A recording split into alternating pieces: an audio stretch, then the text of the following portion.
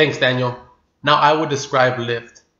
According to the Glenn Research Center at NASA, it describes the concept of lift as the force of an object when it passes through a liquid, fluid, or gas.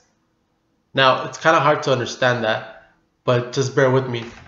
Let's say that my hand is the airplane, and these are the contact surfaces. Every contact surface on an airplane generates lift.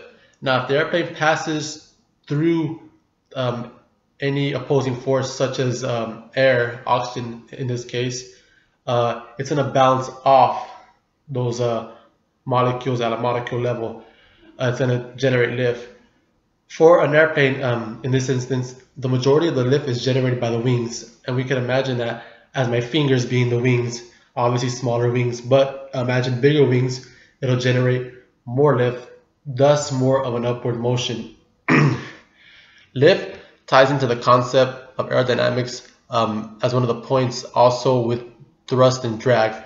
Now, when you think of lift and you think of drag, an airplane would have ailerons to slow it down on top of the wings. So pretty much it slows down the effect of lift. It's going to displace the air in a downward motion.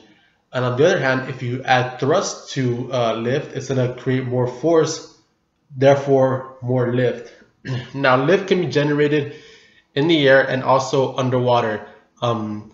It's pretty much by definition an object hitting another object, such as a fluid or gas. Underwater, pretty much you're displacing water, so you're going to produce lift.